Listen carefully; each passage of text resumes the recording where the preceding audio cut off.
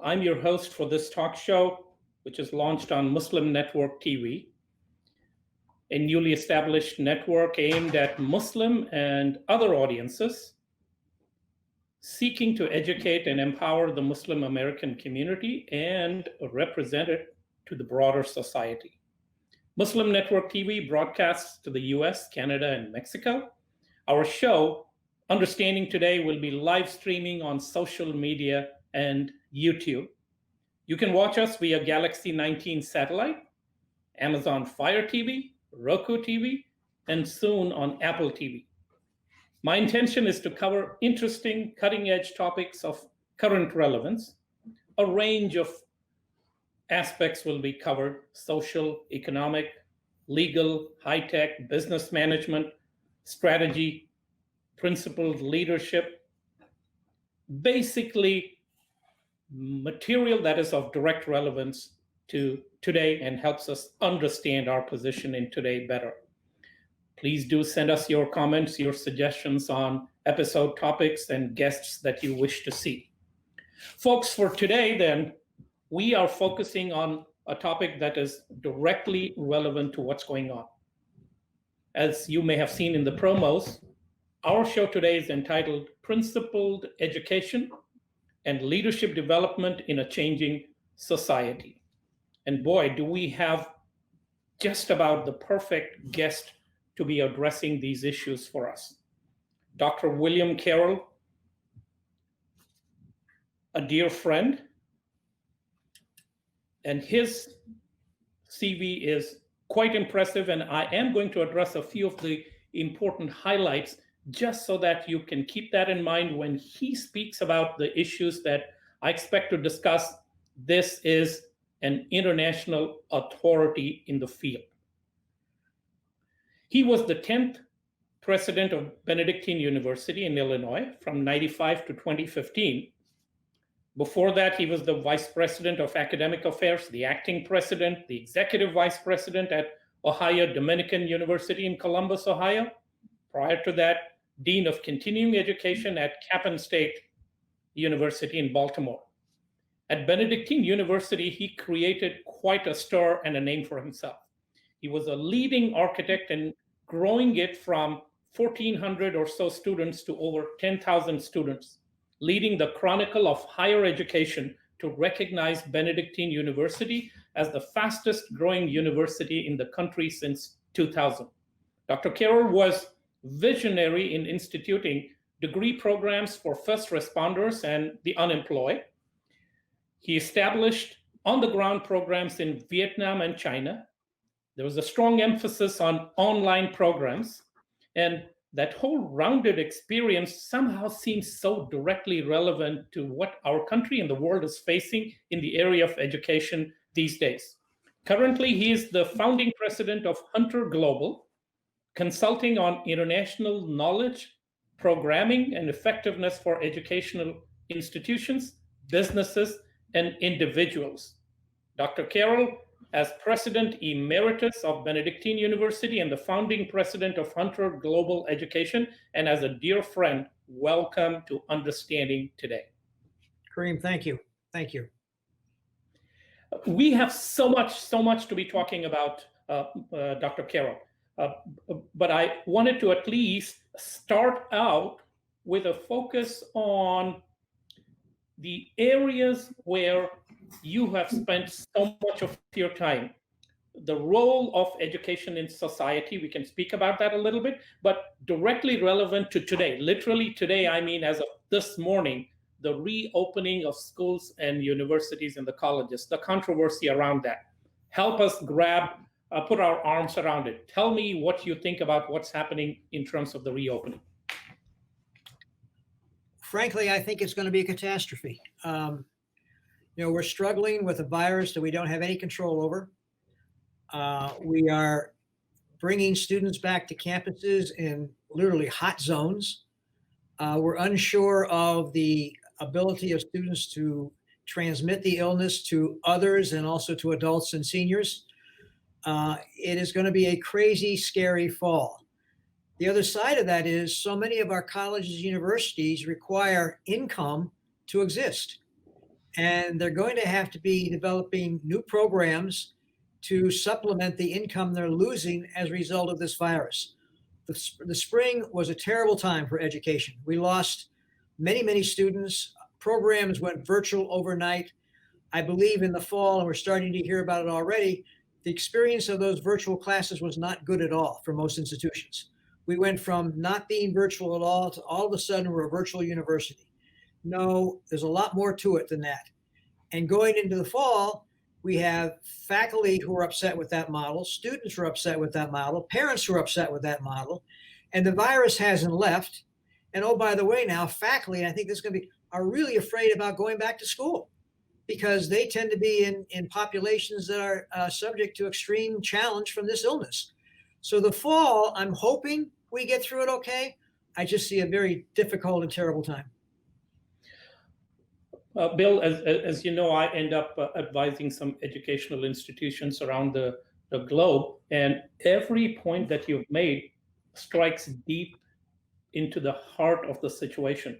But knowing your experience and your leadership initiatives in this area, allow me to push back a little to get some concrete ideas, Bill. Let's assume I'm the CEO, the president of a university, and I have to make some serious decisions that balance my need for staying alive in terms of revenue, staying alive in terms of staying connected to my existing student body, potential student body, the parents who form an important constituency who have difficulties now planning ahead. Mr. Carroll, as the founding president of Hunter Global, help me out. What should I be planning? Well, let's go back several decades. And Kareem, you and I are kind of peers here. We've heard our whole careers how technology is going to change education. And guess what?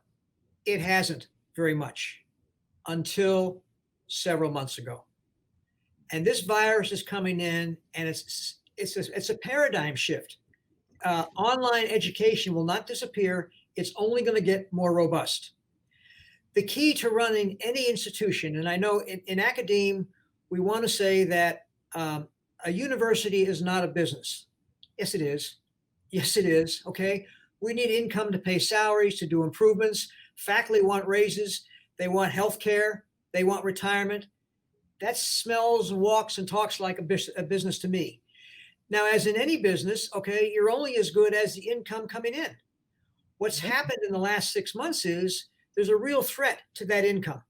Okay, not a threat; it's actually happened. They're losing income left and right. Mm-hmm. The spring schedule was basically put on hold. Income from dormitories has totally disappeared. Income from food service has totally disappeared. Income from summer camps has totally disappeared. And now we're hoping that we get income from the fall. The message to me is that, first of all, the liberal arts institution will never be the same again. All right. I currently am working with St. Joseph's College in Rensselaer, Indiana. It went out of business 2 years ago with the idea of coming back. I've been asked to come help them bring back programming to that campus. And in a sense, it's a most beautiful closed campus I've ever run into. Fountains are going, grass is cut. It's a blank tablet waiting for programs. And what we're seeing here is that the liberal arts institution, as St. Joe's was, will no longer be able to make it on its own. For me, the future of the liberal arts institutions is partnerships. At St. Joseph's, we created a university center where I'm in conversations with 9 universities to bring their programs to campus, and we commonly share, faculty, administrators, resources, and students for a win-win for every institution. To try and stand out there by yourself and do it is not going to work. So going forward, there's going to be a dynamic transformation. We're going to lose a lot of institutions. Okay, there's a lot of institutions that are going to go out of business. Other institutions will find unique ways through this partnership. But the bottom line, and that's what fueled me, as you know, at Benedictine, was we constantly have to look for new programming. International right now, while it is quiet, we can't travel, we can't, send students anywhere, we can't receive students anywhere. It's kind of in a moratorium. The future of education, though, is more international than we've ever seen in our careers. Institutions are going to have partnerships all over the world because parents are going to want their kids to be able to go and interact with anywhere else in the world. And that requires huge cultural sensitivity, diversity understandings, okay, but new ways for universities to do business. So a potential income producer is additional international programs. We also need to look at pockets of potential students that aren't currently being served. And we need to get out of, my only target population is the 18-year-old. 18-year-old is disappearing, all right? The demographics are way down. And, we've got to find other markets. So you mentioned, I found firefighters and first responders. That was income producing. We found unemployed people. That was income producing, okay? I teasingly always say I've got one program left in me, and that is a certificate for intergalactic space travel, which we will award to the first aliens who land on Earth, okay? But it's showing that the modern institution, the institution of 2020 and beyond, will have to partner. They will have to develop new programming. They will have to develop new pockets of potential students.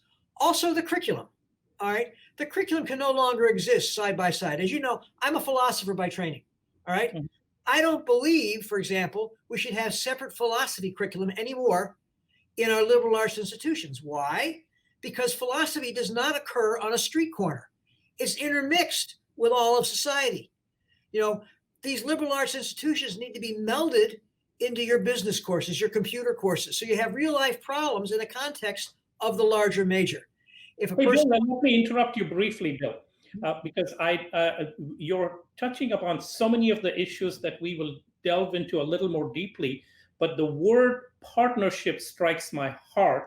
I have spent a lifetime in business management and strategy, and one of the things that I am experiencing these days, and I'm speaking about often, is somewhat similar to what you indicated, where you said that the liberal arts programs will not be the same, that education will not be same.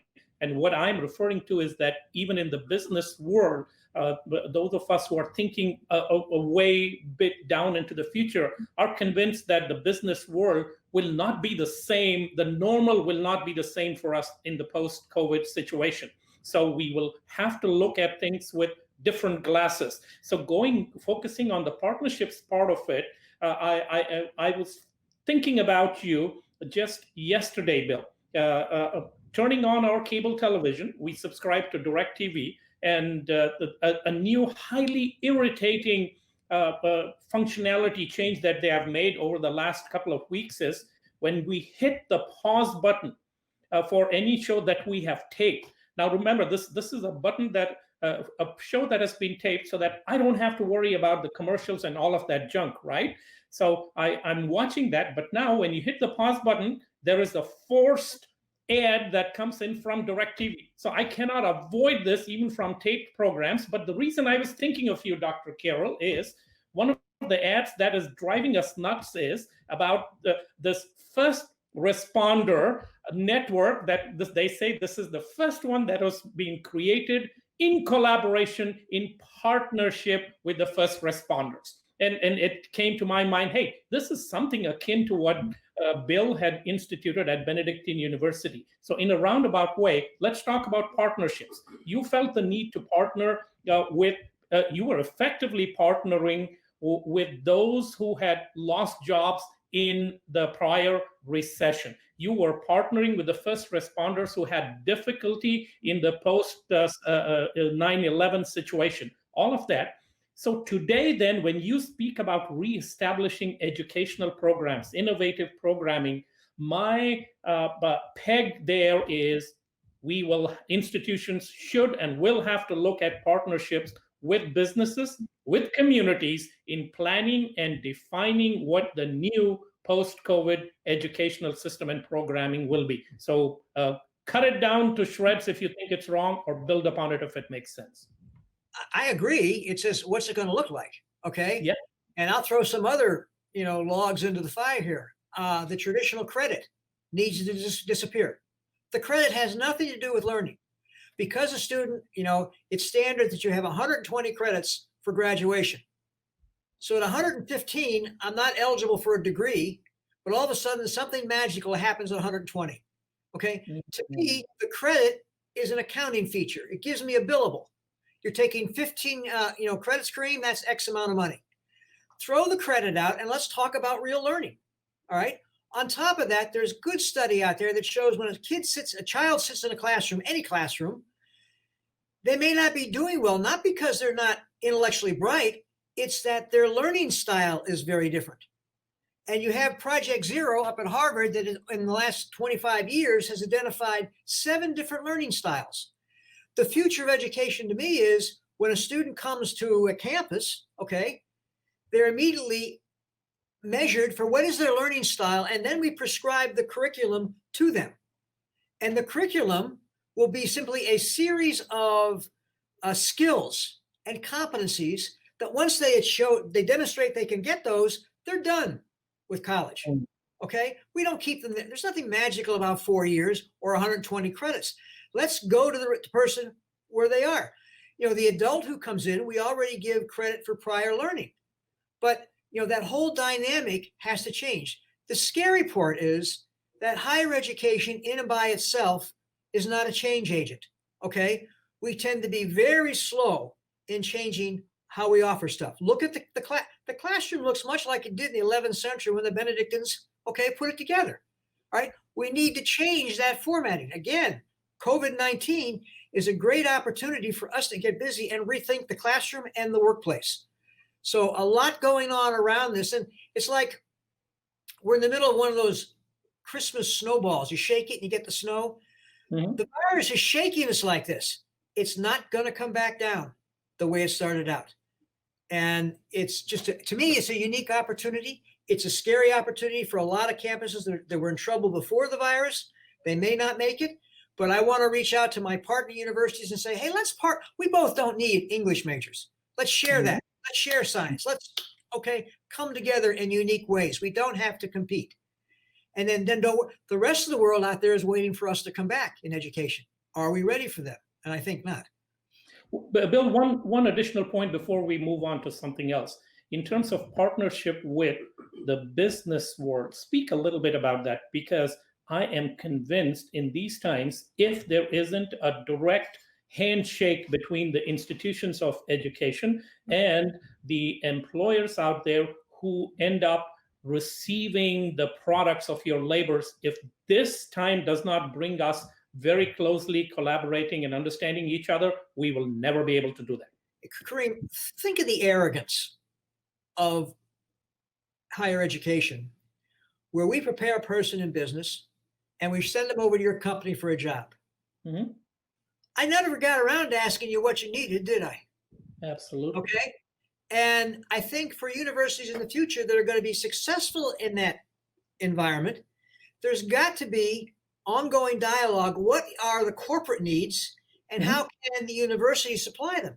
Again, I don't need to hire someone in data management when you might have somebody I could use in partnership.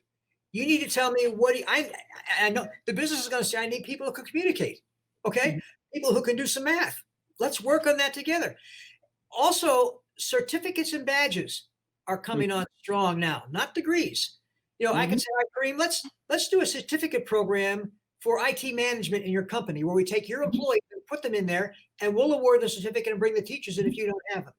There's got to be that coming together of the corporate and the higher education side if we're going to partner for the good. But to continue saying, I'm sending you out in the business world, I never talked to them, and the business faculty probably didn't work in that world for a long, long time. We need to open that dialogue. Wonderful. We it's amazing to hear that connect that we are having on that practical point, Bill.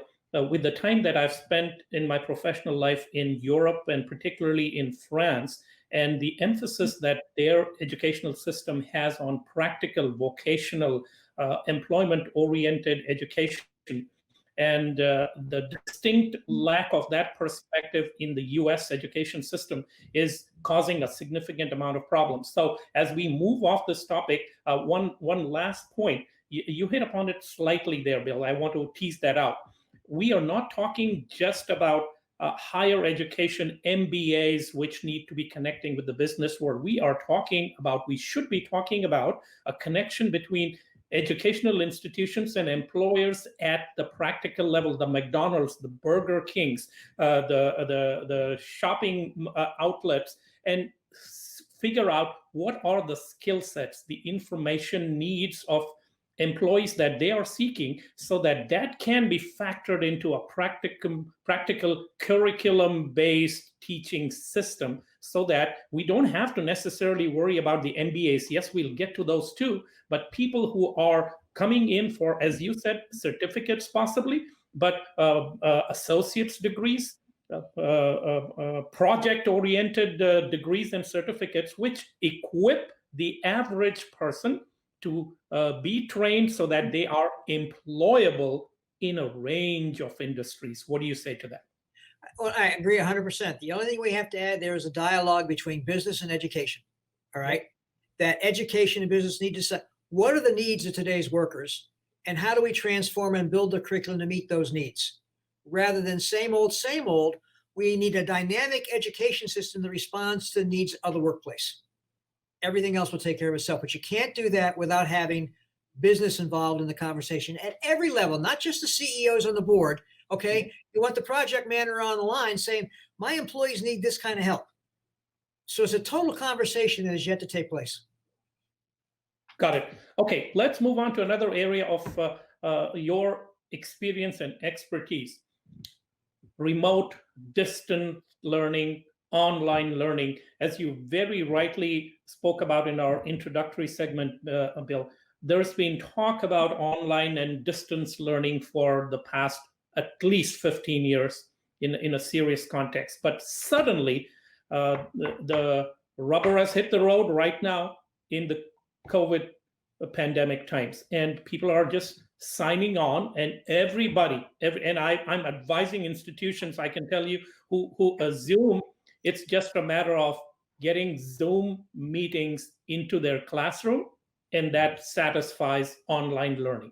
Okay, so we know that's not the case, but let us hear from the expert. What do you think about distance learning under today's times, and what should educational institutions, and also do address, Bill, what should I as a parent be thinking about, or I as a student should be planning for when my institution says, hey, don't worry, we've got distance learning or online learning classes? Yeah, Kareem, I have the opportunity after I left Benedictine to work with a major IT provider for higher education and business. Okay. And I basically consult with and for them. And what to me was eye-opening is that this company has expertise my university could never afford. Mm-hmm. Okay. You're talking 6 huge figures to pay people at the peak of their careers and the state of the art that a university cannot afford. So mm-hmm. These companies come in and partner with the university. So I gain all the intelligence and knowledge of this outside company, okay, without having the overall expenses of hiring these people. When we were at Benedictine, we brought in PeopleSoft. It's now Oracle. Mm-hmm. And the problem institutions have with that is the IT people you hire and train in Oracle then get jobs somewhere else at a much higher level than we can afford them. So by partnering on the outside with a major company, we had state-of-the-art IT constantly being fed with updates and news and how to use stuff. You remember the old days when Word first came out, Microsoft Word. We would get a manual this thick, okay? You might get through the first 3 pages and you get another edition, okay? We don't have the time to learn all that, but there are people who know that. So the intelligent use of outside providers is huge. When we come down to the medium itself, okay, the courses, all right, I am troubled by what I've seen in a lot of virtual. It's basically a homework assignment, okay? The child does that, sends it back to the faculty, that's it. Where's the learning taking place? And to me, we're now at a dynamic switch, a paradigm shift, as I said. It's huge. The textbooks has disappeared pretty much, okay? Mm-hmm. The book I read in my hands that you got behind you, okay, that way of learning is probably gone in the classroom. The new textbook, to me, is what they call asynchronous learning. Okay, where I can go online anytime, pull down the lectures, pull over other resources at 2 o'clock in the morning or 2 o'clock in the afternoon. That is always there for the student, just like the textbooks was always on the shelf. But then we build in synchronous learning, where I'm in contact, okay, with my teacher, one-to-one, with my other classmates. We're doing group projects together, all right? To me, that's the future, okay? We have hybrid models where it's a combination of both. Zoom is okay temporarily, but that's not, I don't like a lecture like this, okay? Students can be self-paced learners, go to the hybrid model, go to the asynchronous, get their information, and then show up in class ready to do business. Right now, as a traditional philosophy teacher, I bring in a wheelbarrow and I dump stuff on the table and shovel it in people's minds, and we have 2 minutes left to discuss it. In the new model, you'll be expected to have absorbed or read that material or seen it online, and then come back for a real conversation about how we use that material, how we develop that material. So, the butts and seats, as we lovingly call it, is disappearing. There'll be some of that, but it's much more a distance type thing. Then you throw into the international piece. How do we do international? Well, the same way I just talked about, where we have half a class in Chicago, Illinois, the other half class in Shanghai. They're classmates, all right? They got the same asynchronous textbook where they can go anytime and get the material. They have some kind of synchronous meeting where they're meeting with teachers and each other. But then what I like is now we have a group project that half the students are from Shanghai, the other half are Chicago, figuring out how to do it online and not travel 7,000 miles. You're also learning the cultural backgrounds, and the experience is so necessary for business that I know you strive. So, it's not going away. It's changing us so dramatically, and we need to get on board and not fight it.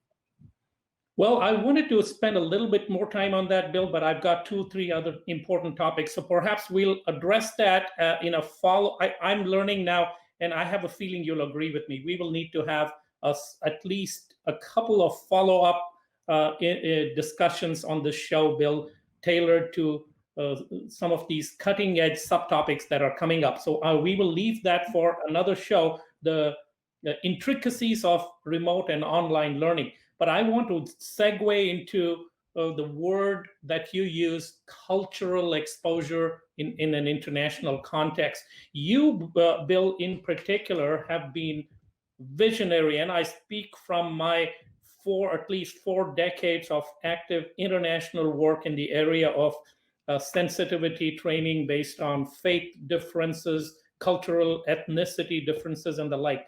You allow me to embarrass you a little by stating that I consider you one of the most visionary educational leaders who have recognized the power of diversity and the power of interreligious collaboration and the power of culture management in the field of education.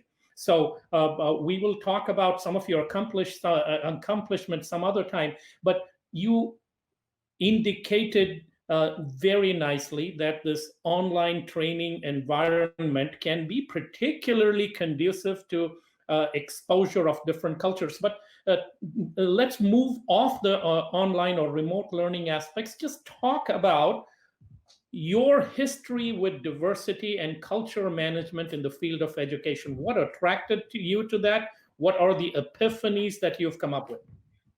Yeah, before we leave computer, just one thing.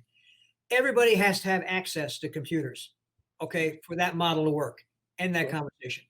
Sure. My story about diversity is pretty phenomenal. I finished a PhD in philosophy, looked for a job, and the only people who would hire me was a historically black college. And I came from northeastern Pennsylvania. I don't ever remember meeting a black person before I came to Washington, D.C. All right, so the cultural differences were huge. And that institution basically was my education in diversity. It was a welcoming institution. They knew I was, kind of not too bright about these things, not understanding. They embraced me. They warmly welcomed me in. And I found that in that context, okay, people were just like my family. Everybody was concerned about a roof over their heads, feeding their families, a decent income, okay? And that was kind of my start. And then I moved to a white college because I couldn't understand why we didn't have more Black students successful at white colleges. So I left and I went up to Benedictine. What I learned during the way is, and I think it's key to everything that's going on in the world right now. We don't know each other. Okay. We have no idea who Black people are, people of color are, who Muslims are, who Christians are. Okay. We are so tribal. Okay. That we don't get outside of our own comfort zone. When I look at the education the kids are going through right now in this country, all right, they're being educated in a particular culture, but not an opening to other cultures. So, for example, I think I was a professor at a Black college where I realized Eli Whitney was a Black man. Okay, I was not taught about the contributions of people of color to my own history. All right. So I think the biggest problem we have in the diversity area is we don't know each other. And I'll never forget early on at Benedictine, I decided I know there's a Muslim community down the street. I don't know anything about them. Okay. But I got myself invited to a commencement. I went there young and dumb. All right. Got in the wrong food lines. I was told men shouldn't be in that line, but it was just a wonderful experience. And I stood up there and basically said, which I think every institution has to do and every business has to do who wants to bring in people who don't look like them. You have to put out the welcome mat. And I stood up in front of that commencement and said, I welcome you to Benedictine. Okay, come. And wonderfully, they sent 2 or 3 students. And then you knew the numbers grew so dramatically because that welcoming spirit was there. If a person doesn't feel welcome, then they're not going to come. When I transposed that then to the entire institution where I was, I realized that in order to be truly a multicultural or diverse institution, students need to come in and recognize themselves in the faculty, in the other students, in the administration, and most importantly, in the curriculum. They have to know that their people are represented in the curriculum that institution is teaching. And we're sorely behind that curve. So by welcoming and understanding and enforcing, not forcing, but urging students to get outside of their comfort zone. It does no good to have, 300 Chinese students at a university and they all spend all their time together. Their mothers and fathers did not send them this far to live in a Chinese enclave. We need to learn about the other. And we begin by approaching everybody by listening. Tell me your story, okay? Tell me what's happening. And, I have a lot of stories around religion. I always gave this talk about God has so many different names, okay? And I have this, it's almost this dream that wherever heaven is or whatever we're calling it, God has a balcony. And one day God comes out on the balcony and he calls all the various religions together. And they immediately look up at the balcony and see God. And you notice I'm not using a pronoun with God, okay? They see God and say, God doesn't look happy. He's mad at us. Yes, he is. Because as religious people, we are so messing up. We're not welcoming brothers unless they happen to be Catholic or Baptist or Muslim or Jewish, okay? Whereas we need to welcome each other because we're all God's children. The other part of my story is I think God has a sense of humor. And our job as human beings is to go through life, and God has empowered us with our own internal puzzle. Our job in life is to put our puzzle together to realize what is really real. Where God's sense of humor comes in is I don't have all my puzzle pieces. You as a Muslim brother got pieces of my puzzle I need, and vice versa. So by shunning a person of color or shunning a person because of their religion, I'm basically not completing myself, right? I'm never going to be a complete Bill Carroll because I refuse. And I've got many pieces of my puzzle over our years together, okay? Bill, allow me to interject because you hit a very important point, but I want to bring it back to the topic of educating our students along those lines. We have talked about this in the past, but my biggest frustration in this area is that education's primary goal is meant to open one's mind, to whatever we may consider are the areas, subject matters to be educated about, informed about. But it necessarily has to begin with being educated about the diversity of not just creation, but bringing it to the campus, the diversity of the campus, and what we are expected to learn and know about each other, and with enough understanding that there simply cannot be a sense of exclusivity as part of going through an educational process. So let me take you down that path of what should be the threshold values that we expect to be educated, or we expect to educate our students from on in the areas of diversity and culture. And then let's segue into the need for principled living and education, and then ethical and moral leadership that we want to train and educate our students on. It's a mouthful, I understand, but I wanted to set the stage for you to elaborate. First of all, I don't know whether you recall, but at Benedictine, we never had a diversity officer. Yeah. We never had a multicultural affairs person. Mm-hmm. And the reason for that is you're marginalizing that very important issue. Mm-hmm. If diversity is important, it's all our responsibility. You know, if I come into the university and say I have a problem in the classroom with this teacher, well, go on over to the 5th floor. That's where the diversity officer is. No. It's important for every institution to buy into that totally. What concerns me with your question is, how do you open that up? I mean, you're talking about centuries, okay, of teachings that have kind of kept us separate. When I was growing up as Catholic, I was told if I went anywhere else on Sunday, I was going to hell. That's pretty frightening. And I know every religion has done that. Okay. Mm-hmm. When we get at a university, and Benedictine was one of the most diverse universities in the country, we fought every day against those enclaves forming, be they Muslim students or Chinese students. We invited the Muslim students to come in and invite their non-Muslims to understand what's going on in these feast days. Why are you praying 5 days a day? Is your God different than my God? And most of us don't know that answer. The answer is no. All right. We don't understand. So I think my biggest goal in diversity would be to open the reservoirs of education in a way we never have before. All right. That we understand where a Muslim is coming from or where a Christian is coming from. It doesn't denigrate the other religion. It's a welcoming, and we're all brothers and sisters. So I think the biggest challenge is, and our university should lead, is open this education door that shows the true history and where people can. And did we have differences? Absolutely. But that's knowing human history. The problem on the streets right now is ignorance. Absolute ignorance. We don't understand the other. And, you know, someday when we go on to the other side and, you know, God looks like you or looks like me, aren't we going to be surprised for the other person? Okay. Because it's crazy. I don't know that I'm answering your question or not, but just that education. You are, Bill, but let me take you a little bit further down that rabbit hole.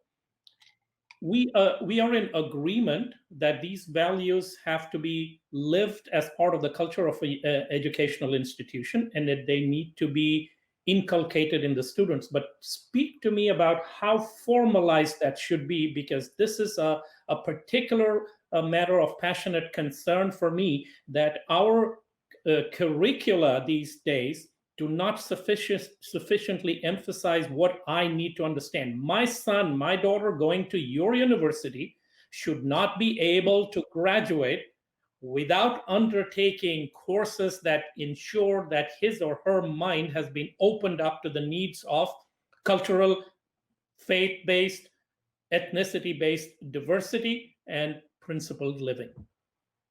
What do you think? Well, you know, we have a place out there called Fort Knox, okay? And it guards all our gold.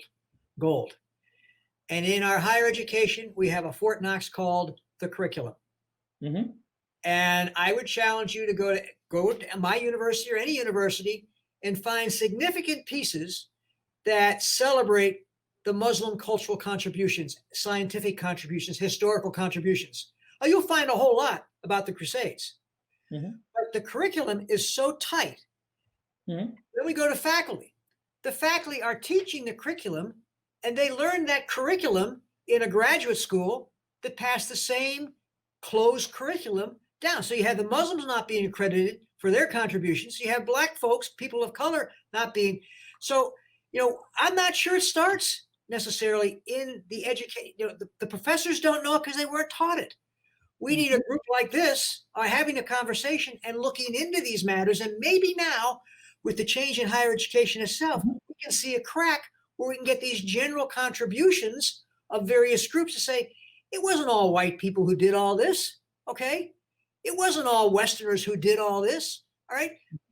But we have a giant mountain there, Kareem. Its education is broken. The delivery system is broken. Okay. The content is missing. Okay. We have false content in there.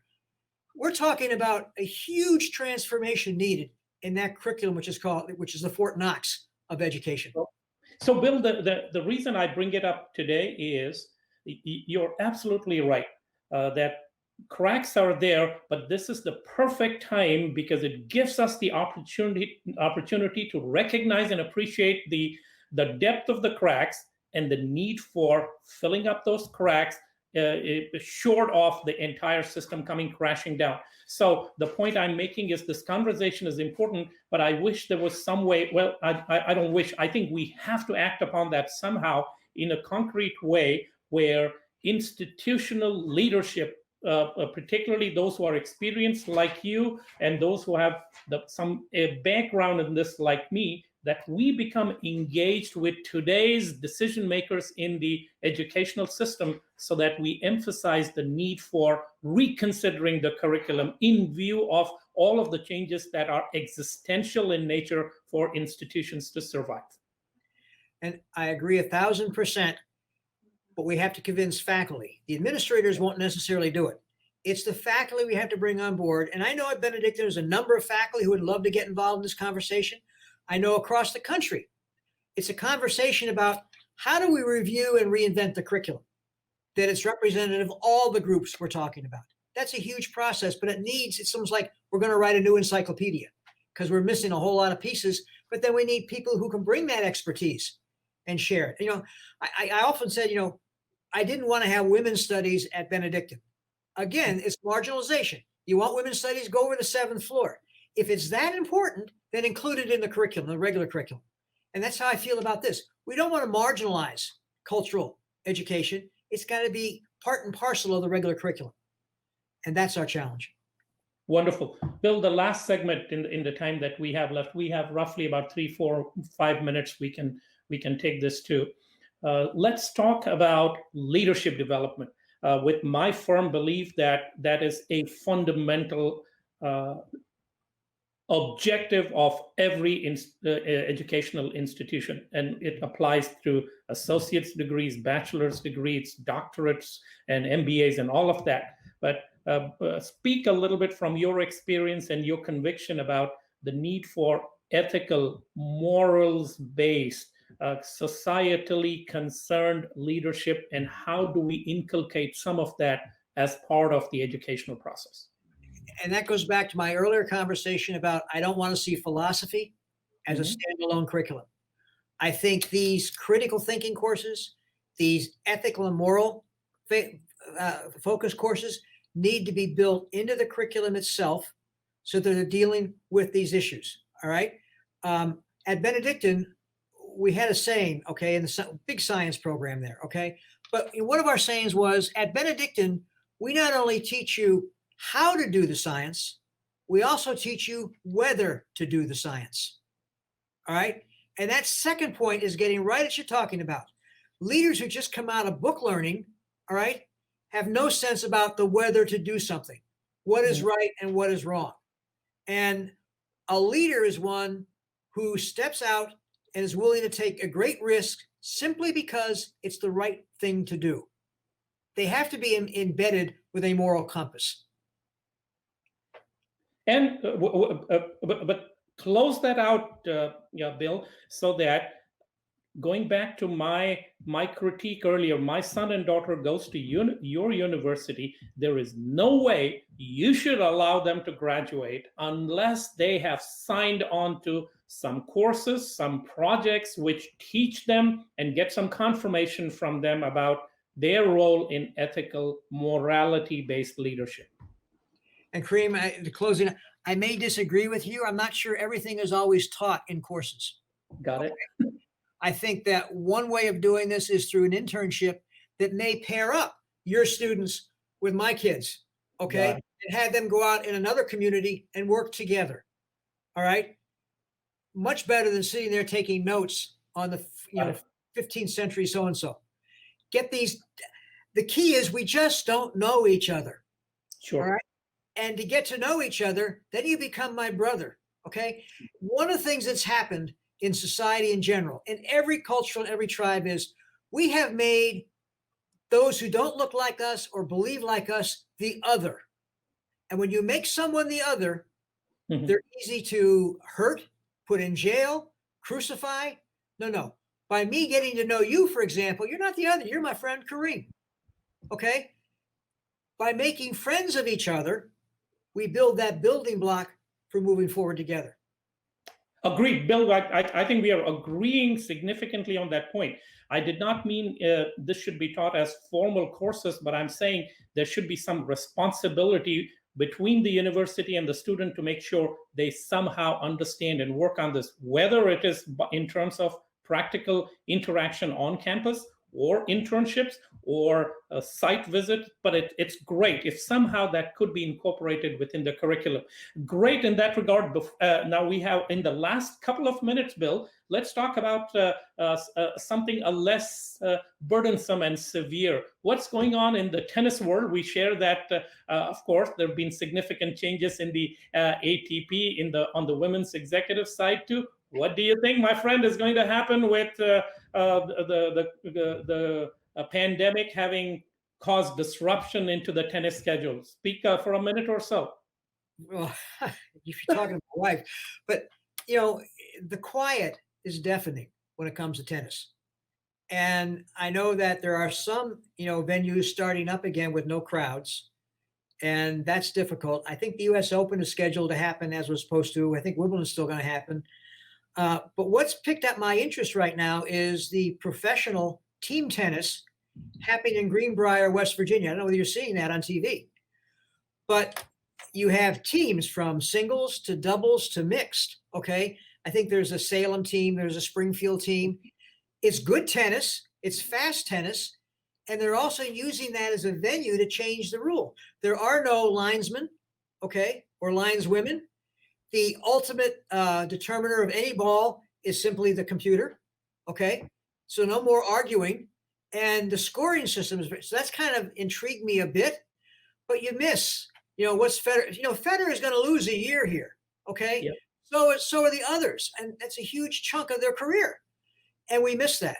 And Bill, to bring it back to the topic that we were discussing, it has also become emphasized to me the need for leadership even in that game with those who are so revered and respected and followed around the world. This pandemic has brought out the need for folks to be good role models for others and also to be spokespeople on what is the truth and what is just and what needs to be seconded in this regard. So if all of these players went through your university and they had a clearer understanding about what is ethical, morality-based leadership and the right cultural underpinnings, I think the world would be a better place. So there's a lot of work for us to be doing, Bill. Ladies and gentlemen, there you go. You have Dr. William Carroll, a profoundly wise and visionary leader in the educational field, and you've heard just a little bit about what he has to offer. And with your permission, Dr. Carroll, we will make sure that we reconvene and talk about some of those other topics. But thank you so much for bringing your expertise and your time and your attention to understanding today. And Kareem, thank you. And I look forward to more conversations with you. Best to your family. Take care, everybody. Once again, I hope you've enjoyed the show. Tune in for Muslim Network TV shows in this on this platform, and send us your views and inputs on topics that we should be covered, how we can appeal to your informational needs better. Take care. Have a wonderful day now.